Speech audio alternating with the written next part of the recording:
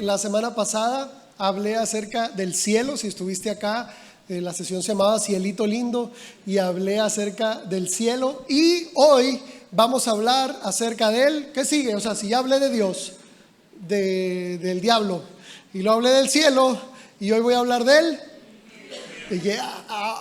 Hoy voy a hablar del infierno por primera vez en 10 años. Oigan, esta es una revelación que me tomó 10 años llegar a esta conclusión, en teología le llamamos exégesis, que es una interpretación general de todo lo que dice la Biblia entera, el mensaje completo de la Biblia de un solo tema. Entonces, este mensaje del día de hoy, pues me tomó todos estos años prepararlo. Voy a pisar algunos callos el día de hoy y pues ni modo, así Adulam se ha caracterizado por eso, ¿ok? Nunca predico algo solamente por ser innovador o por entretener o algo por el estilo, por tener solamente o decir algo. No, siempre tomo este momento con una gran responsabilidad. Como dice la Biblia, lo dice textualmente, uso este momento con temor y temblor, porque voy a dar cuenta de cada palabra que yo haya dicho en esta plataforma, más de 1000 sermones, pues voy a dar cuenta por cada una de esas palabras. Entonces la sesión de hoy, sesión número 7, tiene como título Amor Prohibido. Mira, los de la nueva generación me reclamaron. Me dice, pastor, llevas 7 sesiones y no conozco ninguna de esas canciones. Dice, ninguna. ¿Y cómo es él? A Dios, no sé quiénes son esos artistas. Y yo le digo, sí, una disculpa, estas son las canciones más populares de todos los tiempos, no solo de tu tiempo.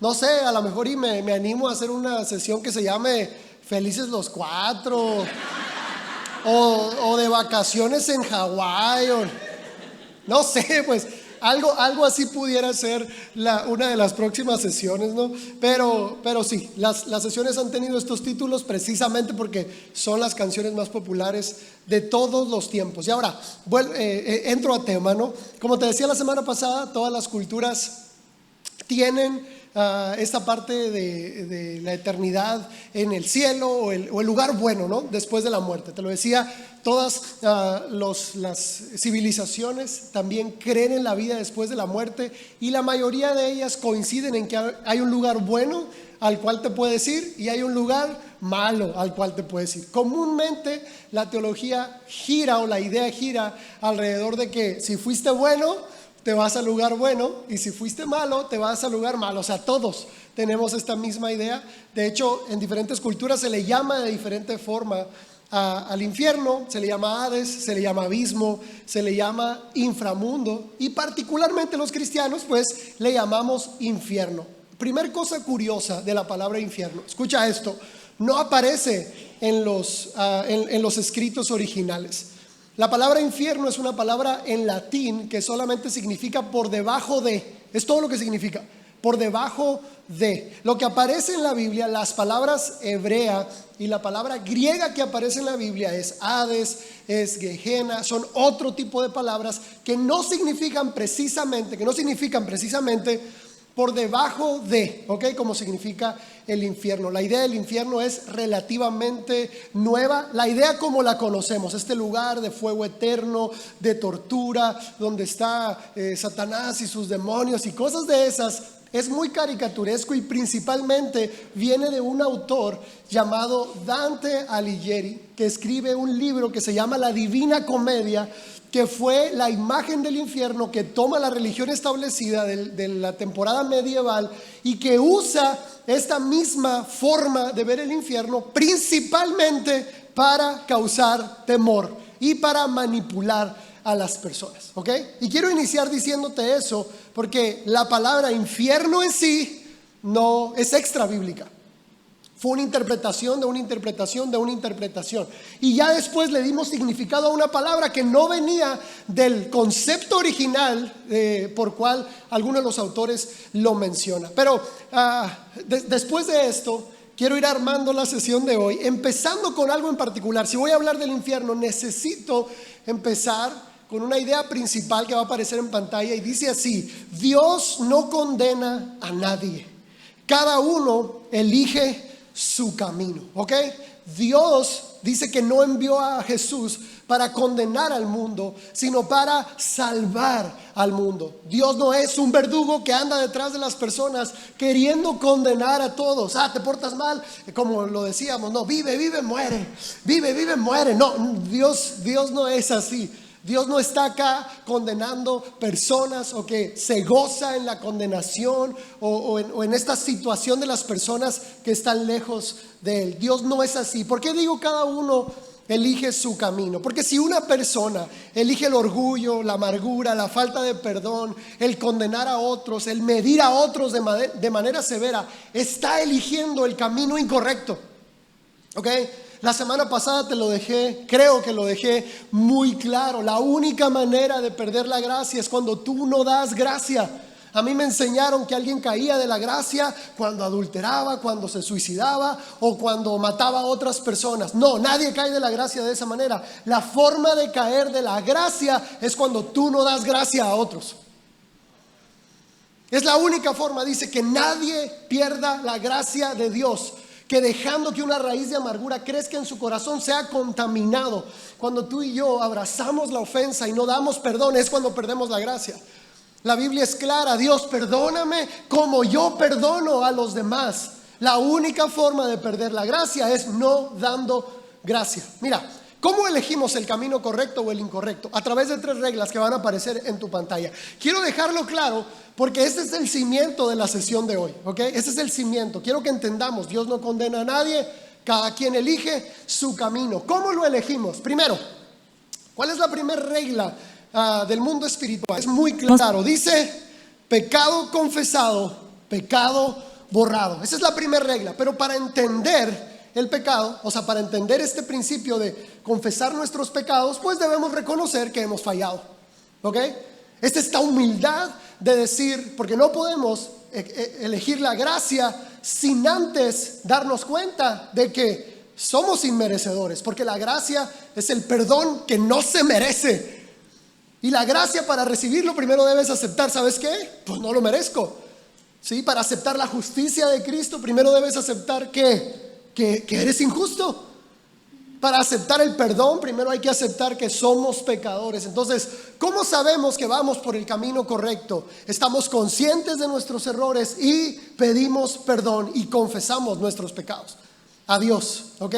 Y cada pecado confesado es cada pecado borrado. Así es la regla. El camino que Cristo Jesús nos marcó no es un camino de perfección. Ninguno de nosotros estuviera acá. Si el camino exigiera perfección en palabras, imagínate, caes en un hoyo y se acabó la santidad, ¿verdad? Se te mete alguien en el tráfico y adiós la santidad. No es una conducta perfecta. ¿Qué es? Una conducta en humildad, reconociendo nuestras fallas una y otra vez. ¿Cuál es la regla siguiente? ¿Lo alcanzas a leer? Con la medida con la que midas a otros, Dios te medirá a ti. Si tú y yo ponemos condenación en otras personas, adivina qué estamos poniendo sobre nuestra propia vida: condenación. No, aquel es un narcotraficante, de seguro va directito al infierno. ¿Y quién eres tú para decidir eso? Mira, aquella persona vive su sexualidad de esta manera, definitivamente van directito al infierno.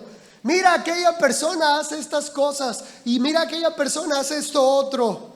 Yo creo, o en mi percepción personal, y luego todavía le ponemos, ¿no? En mi humilde opinión. ¿Cuál humilde ridículo? Digo, en mi humilde opinión, yo creo que seguramente se va a ir al infierno. Y cometemos el error severo de que cuando tú juzgas y condenas a otros, adivina qué pasa: te condenas a ti mismo. Tú no conoces las intenciones del corazón de nadie, no conoces la historia de nadie, no conoces las motivaciones de las personas, no conoces los por qué lo llevó a hacer eso, por qué está en esa situación. Solamente Dios lo conoce. Por eso, bendito sea Dios, que va a haber un juicio final donde Dios va a ser justo con cada persona, conociendo su historia, los por qué, las motivaciones y todo lo que giraba en torno al estilo de vida que llevó. Y es algo que a ti y a mí no nos compete. Cada vez que tú y yo juzgamos y condenamos, adivina qué pasa. Medimos nuestra propia vida de esa manera. Y la tercera regla, ¿cuál es? Todo lo que se siembra se cosecha. Gracias, familia. Y esto no está en función de Dios, está en función única y exclusivamente de las personas. Dios es inofendible. ¿Has hecho cosas para ofenderlo? Sí, sí has hecho, aunque digas que no. Sí hemos hecho cosas que ofenden a Dios, que ofenden su propósito, que lastiman su corazón. Y adivina qué, Dios no se ofende. Dios es inofendible. La ofensa es un fruto del orgullo y del ego, y Dios no tiene orgullo ni ego. Dios no se ofende. Entonces, todo lo malo que tú puedas hacerle a Dios, Dios te lo perdona y no te paga con la misma situación. Porque imagínate, mira, no oró en toda la semana. Un cancercito para que se acuerde de mí. ¿Verdad? Y a veces creemos que Dios actúa así. Mira, ni se acuerda de mí. Aquí estoy, lo acompaño, lo amo, todo. Pues que quede en pobreza, que pierda su casa, que se queme. O sea, imagínate, Dios no es así, no es vengativo. Él no toma represalias en contra de nosotros. Ahora, la regla de todo lo que el hombre siembra cosecha está en función de las otras personas. O sea, si tú y yo venimos a este lugar y hacemos algo bonito por Dios, ¡wow! El que salva. Ando bien mal, oigan.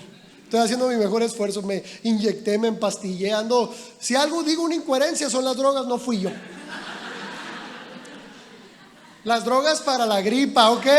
Sí, porque hay que aclarar. Si tú y yo venimos, wow, Cristo, y bien bonito, y sales a odiar a las personas, no sirve. No podemos venir acá a amar a Dios y salir a odiar a las personas. No sirve, estamos tomando el camino incorrecto. No podemos venir acá a hacer feliz a nuestro Padre Celestial y salir a hacerle daño a otros. Porque lo que tú hagas con las demás personas, escucha, eso lo vas a cosechar, sí o sí. No hay manera de evitarlo. ¿Por qué te dije al principio que Dios no condena a nadie? Porque así es, Dios no condena a nadie. Él envió a su Hijo para salvar al mundo, no para condenar al mundo. Y a través de Jesús, Dios nos muestra el camino de la salvación. ¿Cuál es? El amor, el perdón, la gracia, ¿sí? La humildad, la generosidad, porque ese es el camino que Dios nos marcó. Cuando alguien elige el orgullo, el resentimiento, la falta de perdón, el odio, el juicio y la condenación, estás eligiendo el camino incorrecto. Dios no va a preguntarte, ¿a qué iglesia ibas? Para saber si te salvo o no. ¿En qué nombre fuiste bautizado? ¿Usabas velo? ¿Falda, saco, corbata? ¿Guardabas el sábado? ¿No comías carne de puerco y carne de seguramente? ¿No comías carne? ¿Hiciste todos los sacramentos? No, ¿sabes qué te va a preguntar? ¿Qué hiciste por tu prójimo? ¿Cómo trataste a tu prójimo? Esa es la resolución. No hay otra resolución. ¿Cómo elegimos el camino correcto?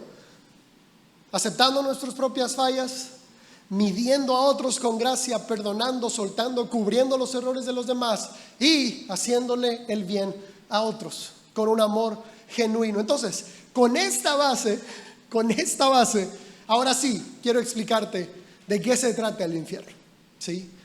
¿Cuál fue la intención de Dios? ¿Cuál fue la intención de Jesús a enseñar acerca de él y por qué aparece en la escritura? ¿Y cuál es el propósito del infierno? ¿Sale? Entonces lo voy a desarrollar en 3 puntos. Ponme mucha atención. El primer punto acerca del infierno es que no está activo. Esto es lo primero. No hay nadie en el infierno ahorita. Esta idea de que hay gente en el infierno quemándose en este momento, y que una vez leí que unos investigadores hicieron una perforación de 20 kilómetros y metieron un micrófono y que escuchaban gritos y cosas así. No es cierto. No es cierto, el infierno no está activo. Todas las personas que han muerto, su cuerpo vuelve a la tierra, su espíritu vuelve a Dios y su alma queda dormida. Ahora, ¿cuál es la diferencia? El alma que muere en Cristo está en un lugar que se llama el paraíso. ¿Te acuerdas cuando Jesús estaba con el ladrón enseguida de él? Y que el ladrón tuvo la humildad de este vato. ¿Se bautizó el ladrón? No se bautizó. ¿Iba a la iglesia? Tampoco iba a la iglesia. ¿Qué hizo el ladrón? Aceptó su condición y reconoció la condición de Jesús. Y le dijo: acuérdate de mí cuando vengas en tu reino. Y Jesús mismo le dijo: como hoy te mueres.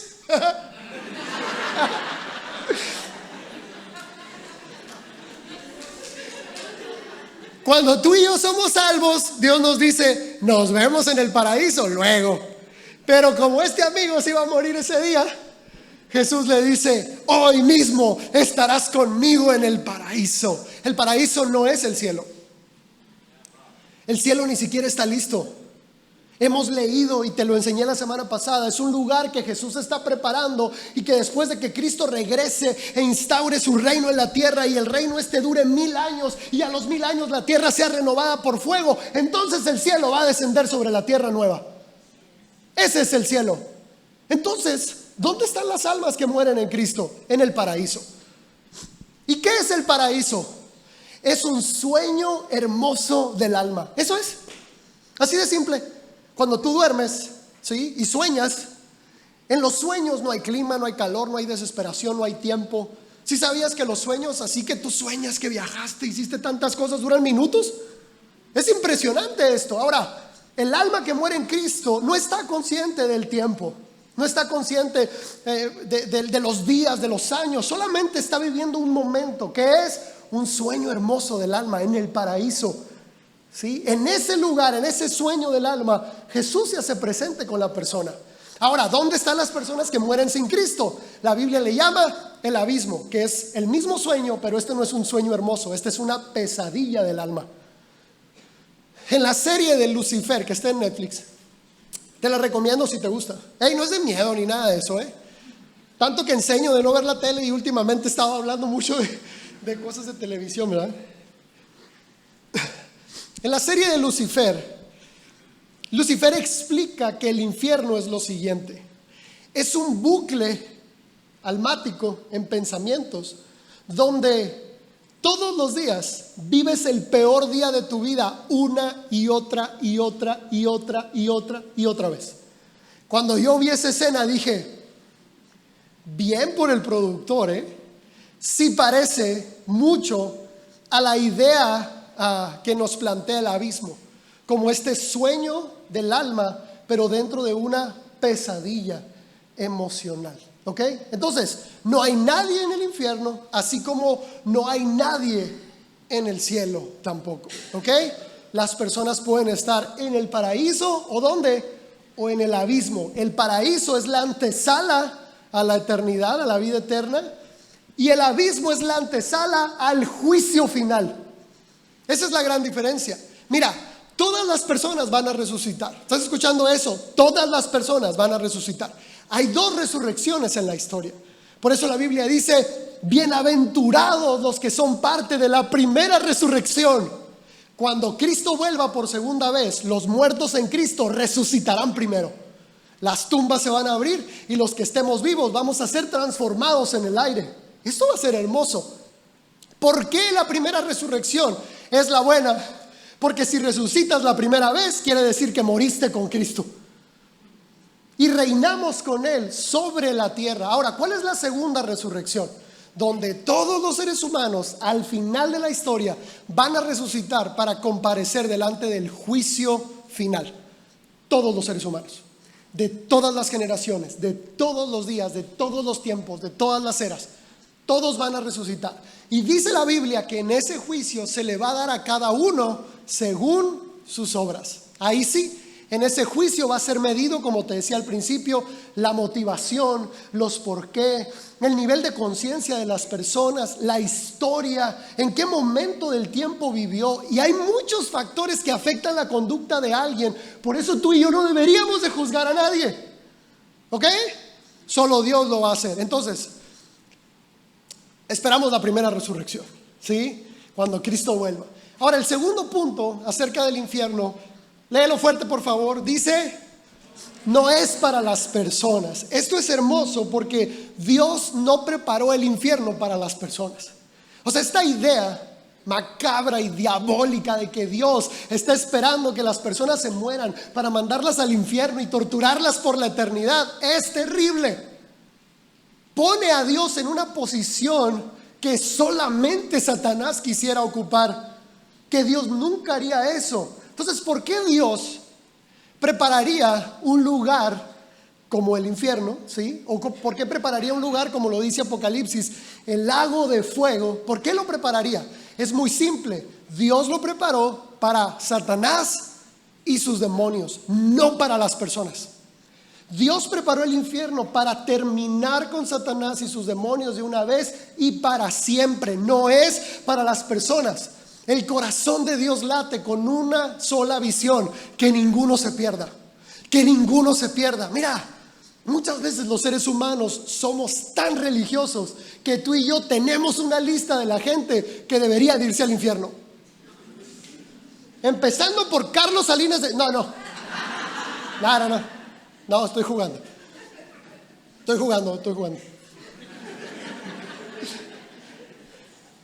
El primero pudiera ser Hitler, ¿verdad? Muchos de nosotros pudiéramos escribir ahí Hitler, Mussolini. ¿Y quién te dé la gana? ¿Sí? Cualquier narcotraficante que se te venga a la cabeza, cualquier persona mala, tu vecino, el de la bocina del Coppel, que se emborracha todos los fines de semana, ese que se estaciona en 4 cajones diferentes, azules, en su camionetota, ¿verdad? Ese, yo creo que sí va en la lista, pero no me corresponde a mí, ¿verdad? Yo creo que todos nosotros, tristemente, tuviéramos una lista de al menos 10 personas que conocemos que se merecen irse al infierno. Qué triste es eso, al menos. ¿Sabes que Dios no tiene esa lista? Si tú buscaras en los archivos divinos la lista de la gente que Dios quiere mandar al infierno, leerías en esa misma lista: que ninguno se pierda. Leerías en esa lista: que ninguno se pierda. Que ninguno se pierda. Y mientras tú y yo condenamos, Él está agotando todos sus recursos para salvar aún al más perdido de sus hijos. Y mientras tú y yo juzgamos y medimos a otros, Él dejó todo lo que tenía para venir y morir por nosotros y quitar todos los estorbos que había en medio. El infierno no es para las personas, es exclusivamente para Satanás y sus ángeles. Y te lo voy a leer. Mateo 25:41 dice: entonces dirá también a los de su izquierda: apártense de mí al fuego eterno que ha sido preparado para el diablo y sus ángeles. Mira, el contexto de este verso es fascinante. Es fascinante el contexto de este verso, porque primero creo que podemos leer esta expresión de apártense de mí, ¿sí? Apártense de mí como una expresión como de venganza de parte de Jesús, cuando es una expresión llena de dolor, cuando es una expresión llena de angustia de parte del corazón de Cristo Jesús, cuando dice: apártense de mí, apártense de mí. No, Dios no quiere eso, Jesús no quiere eso. Tristemente sí va a haber personas que terminen en ese lugar junto con Satanás y sus ángeles. Tristemente sí va a haber personas que han elegido otro camino y que por más que Dios los siguió, porque la Biblia lo dice, tú y yo hemos corrido de Dios toda la vida, y adivina qué hace Dios: ir detrás de nosotros. La Biblia dice: no hay ni una persona que entienda, quien busque a Dios. No hay ni una persona, todos tomamos nuestros propios caminos. Y ahora, ¿qué hizo Dios? Ir detrás de nosotros una y otra vez. Y tú y yo corremos más fuerte, y Él corre también más fuerte detrás de nosotros.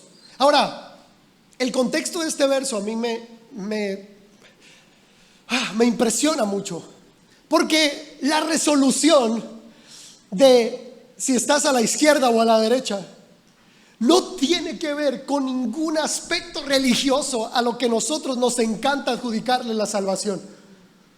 Nunca dijo: de aquí para acá los que están bautizados en el nombre de Jesucristo, y de aquí para acá no.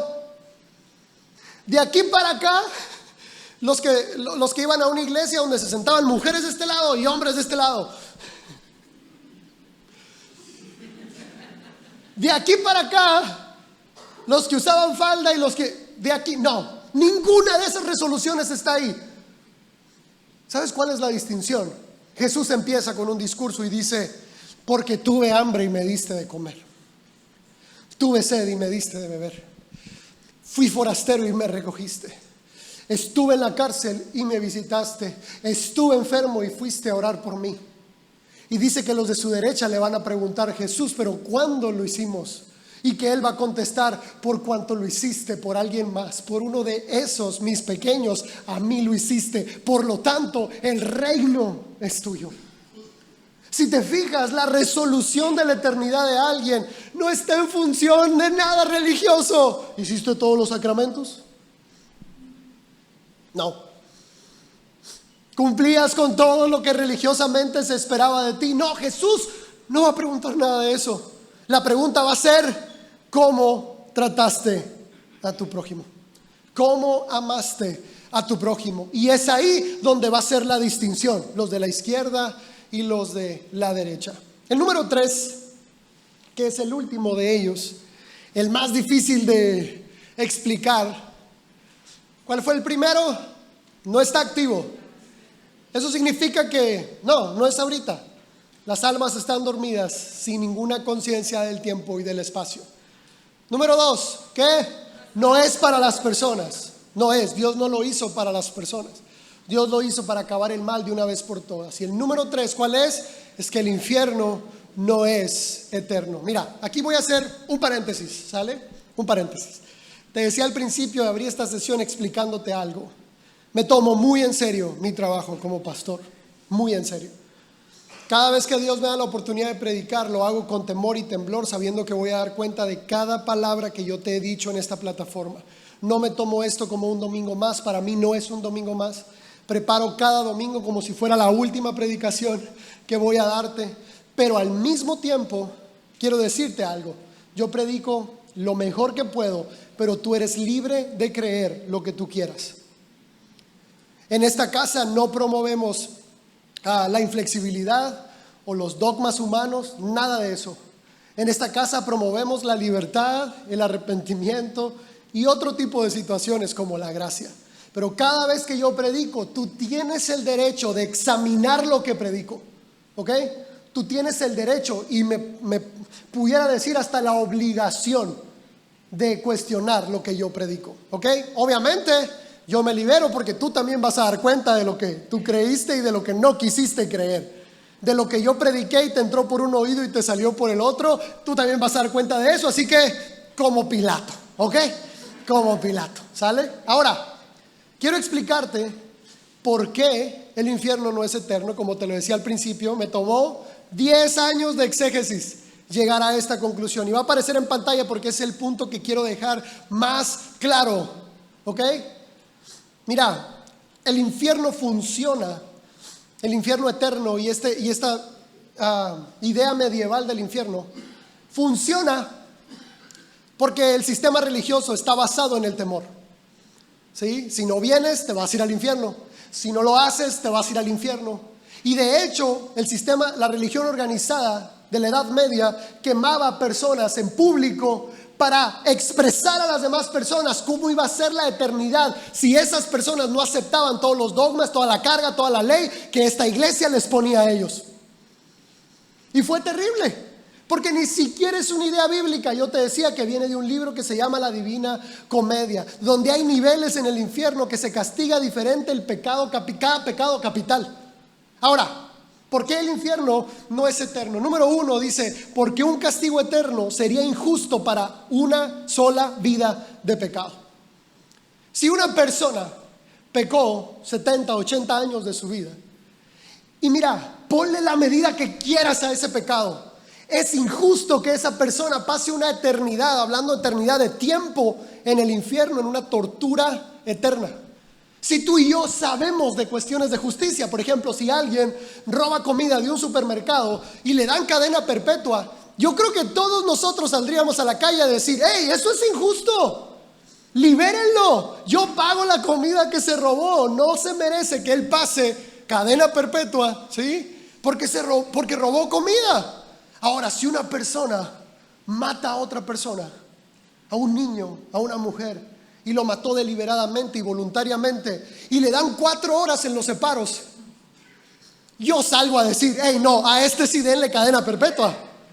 Y yo creo que todos lo hiciéramos. Estaba viendo un video de las cárceles en El Salvador, ahora que metieron a todas las pandillas a la cárcel en El Salvador. Y estaba viendo las condenas que tienen los presos. Y hay presos que tienen condenas de 400 años. Y les preguntan, ¿por qué tienes 400 años de condena? Pues porque maté a 20 y tantas personas. Y son tantos años por cada persona que maté, por lo tanto son 400 años de condena. O sea, no le va a alcanzar la vida para pagar todas las vidas que quitó. Tú y yo entendemos el sentido de justicia. Y ahora, ¿por qué creemos que Dios va a ser injusto condenando a alguien eternamente y torturando a alguien eternamente por una vida de pecado? A lo mejor tú tienes ese compañero, porque cuando yo estaba preparando la sesión, yo me acordé de todos mis compañeros de escuela, que eran, no voy a decir personas buenas o malas, eran personas, eran solo personas que fueron a la escuela, que vivieron una vida común, ¿sí? Que ahora son ingenieros o licenciados o lo que sea, sentados en un escritorio viviendo día a día, que tienen una familia que medio más o menos la pasan ahí, y que tal vez nunca tuvieron la sensibilidad para acercarse a la iglesia, o hambre para acercarse a la iglesia, o simple y sencillamente su vida daba solo para eso. No sé si me estoy explicando. Yo sé que tienes de esos compañeros que decías, qué buenazo, este debería ser cristiano. No sé si tienes de esos compañeros. Es injusto que esa persona pase una eternidad en el infierno solamente por vivir una vida humana. Ahora, alguien pudiera decir, no, pastor, pero pecado es pecado. La Biblia dice, el alma del hijo es mía, el alma del padre es mía, el alma que pecare, esa morirá. Lo entiendo, pecado es pecado cuando se refiere a la santidad de Dios. En la misma lista del mentiroso está el adúltero, y en la misma lista del chismoso está el asesino. En la santidad de Dios, pecado es pecado, y no hay medidas de pecado, no hay pecados rojos ni pecados blancos, no hay. En la santidad de Dios. Pero dentro de la justicia de Dios es muy diferente. De hecho, hasta Jesús se atreve a decir que va a haber castigos más severos y menos severos dependiendo de la situación. Fíjate, Jesús expresa en uno de sus evangelios acerca de dos ciudades y les dice, Tiro y Sidón, si se hubieran hecho en ti los milagros que se hicieron en otras ciudades, ¿sí? Sí, Tiro y Sidón habían presenciado a Jesús, lo habían visto los milagros. Dice, si hubiera hecho estos milagros en Sodoma y Gomorra, dice, Sodoma y Gomorra se hubieran arrepentido. Pero hice estos milagros en ti, Tiro y Sidón, y tú no te arrepentiste. Y lo dice, por lo cual el castigo va a ser más severo sobre ti que sobre Sodoma y Gomorra. Entonces Jesús está explicando algo ahí, familia, que es muy claro. No todos los castigos van a ser iguales, y no todas las resoluciones a la eternidad van a ser iguales. Hay personas que nunca en su vida hubieran tenido la oportunidad de conocer a Jesús. Etnias, personas que nacieron apartadas de la sociedad, o personas que simplemente, familia, solo vivieron, ¿sí? Que de una u otra manera el mensaje nunca llegó, que solamente pasaron por esta vida. No sé si me explico. Y hay cientos de miles de millones en este caso. Ahora, ¿cómo Jesús o cómo Dios va a condenar a estas personas? Solamente porque no pudieron aceptarlo, o solamente porque nunca escucharon el mensaje. Yo te lo decía, hay muchos factores alrededor de una elección divina. Y yo creo que tú y yo deberíamos de sentirnos privilegiados en la elección, más que con el derecho de juzgar por la elección. Entonces, el punto creo que es claro.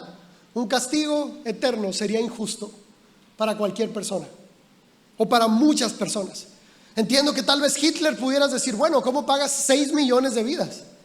¿Sí? Pero eso no nos corresponde a nosotros.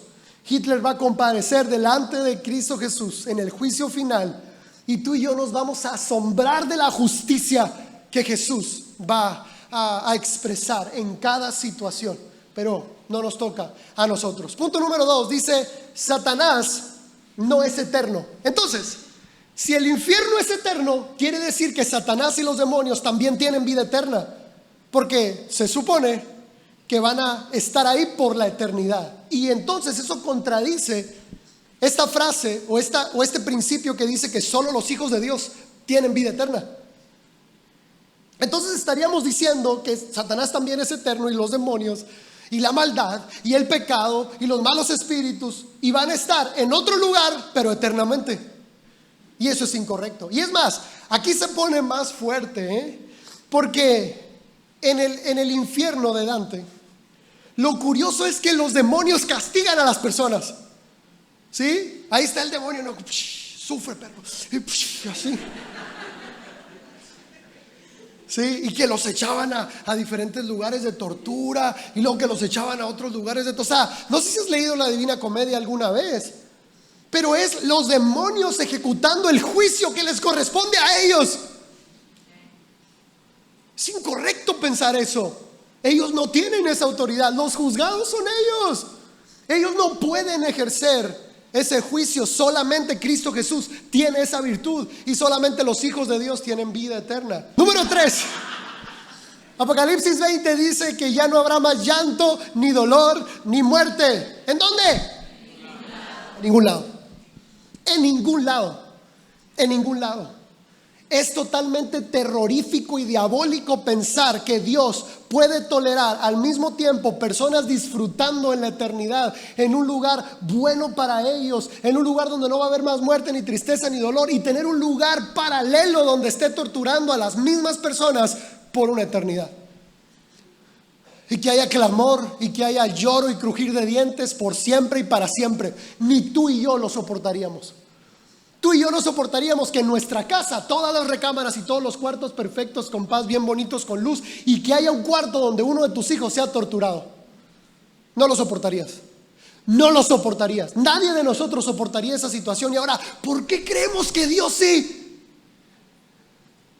¿Por qué creemos que en la mente de Dios puede entrar un poco de la mente del enemigo?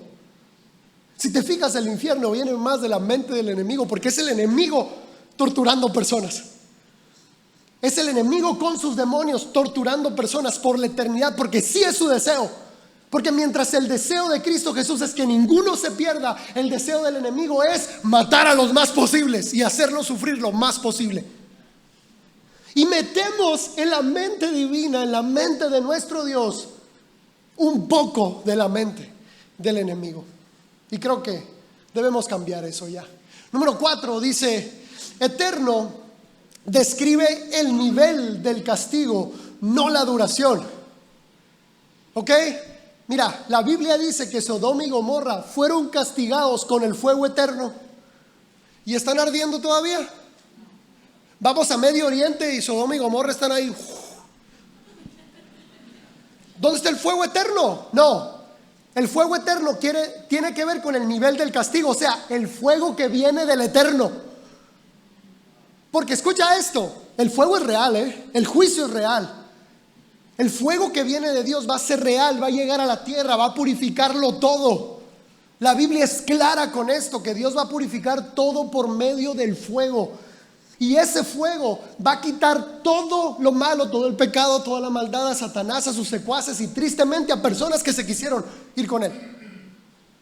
El fuego es real, pero es el fuego que viene de Dios el que puede matar todo lo malo y purificar todo al mismo tiempo. Entonces, el término eterno no tiene que ver con el tiempo, tiene que ver con la consecuencia irreversible del castigo. O sea, no hay vuelta atrás. Después de que el fuego de Dios viene sobre una persona, o sobre la tierra, o sobre Satanás, o sobre los demonios, ya no hay vuelta atrás. O sea, no pueden volver a la vida nunca más. A eso se refiere el término eterno.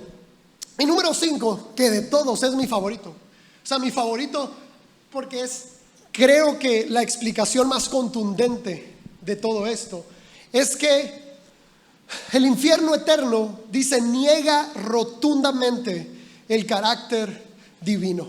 Mira, si Dios está esperando que las personas se mueran para torturarlas en el infierno, pues prefiero ser ateo.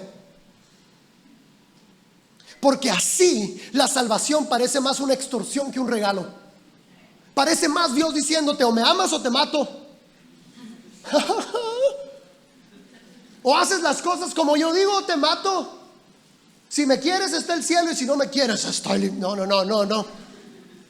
Parece más una extorsión que un regalo. Mira, el enemigo ha querido utilizar el infierno como una bandera de temor, como una bandera de manipulación para las personas. Ha querido utilizar toda esta dinámica para estropear la relación.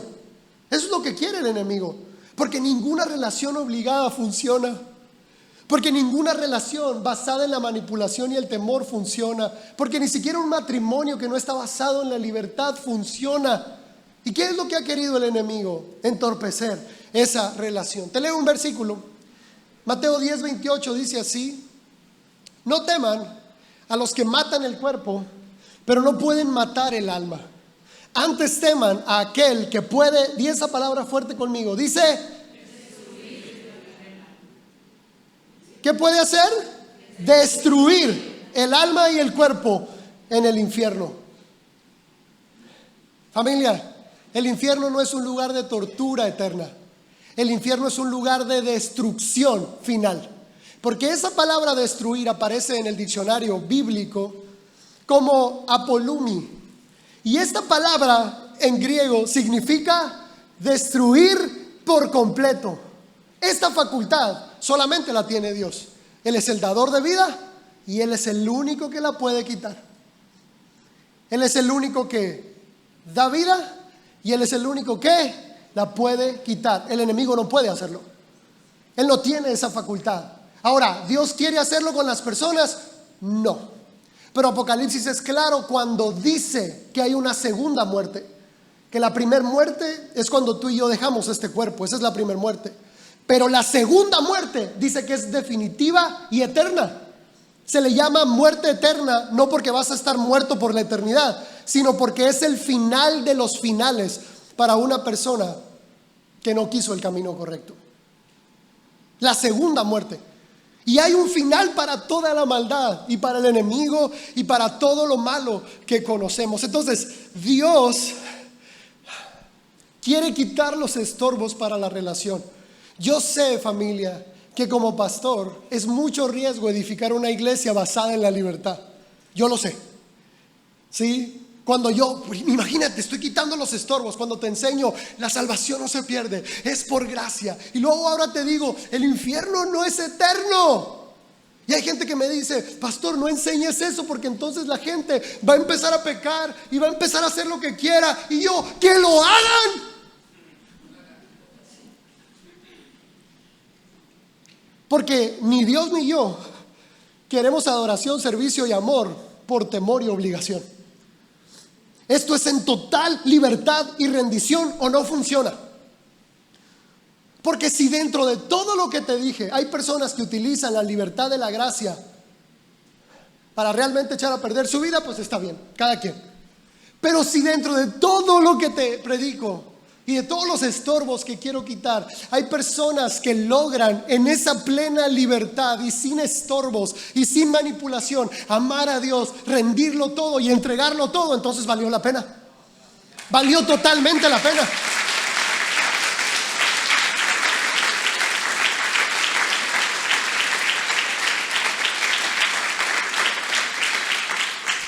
La banda puede pasar, por favor. Te leo un verso, 1 de Juan 4:18 dice, lo puedes leer fuerte conmigo, todos lo leemos fuerte, dice así: en el amor no hay temor, sino que el perfecto amor echa fuera el temor, porque el temor lleva en sí castigo, de donde el que teme no ha sido perfeccionado en el amor. Mira, tal vez el temor al castigo es muy infantil y en algún momento funcionó más para los que son papás. Saben que el temor al castigo funcionó para los hijos. Te va a pasar esto si no me haces caso. Te va a pasar esto otro si no me haces caso. Y entiendo que en una mentalidad infantil se necesita el miedo para hacer las cosas. Pero te lo digo, ya basta de eso. Ya basta de la mente infantil. O sea, ya basta de hacer las cosas por temor. Ya crecimos. Ya nos dimos cuenta que no existe el coco. Ya nos dimos cuenta que no existe el robachicos. Que no va a venir la policía y nos va a llevar si no nos comemos las verduras. Ya basta de eso. Hoy te estoy diciendo, el infierno no existe. ¿En qué sentido? No existe en el corazón de un hijo de Dios, porque el hijo de Dios no hace nada por temor. Por eso no existe. En la mente y en el corazón del hijo de Dios no existe el lo voy a hacer para que Dios no me castigue, para que Dios no me maldiga, para que Dios... No existe eso. Estamos acá porque quiero y porque puedo. Hoy deseo más que nunca que seas perfeccionado en amor. ¿Y cómo somos perfeccionados en amor? Cierro con el último verso de todos. Dice así, Efesios 3 del 17 al 19.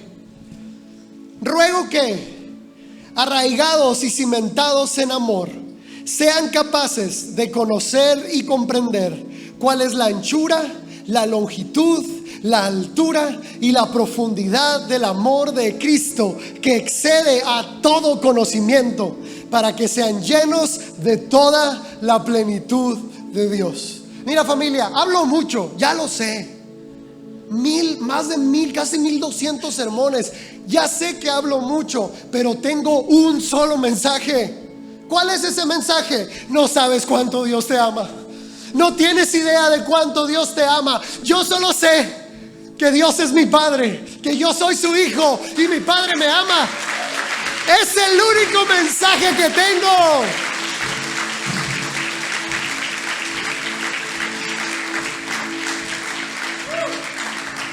Si con cada mensaje puedo añadir un poco a que conozcas y experimentes el amor de Dios, es suficiente para mí.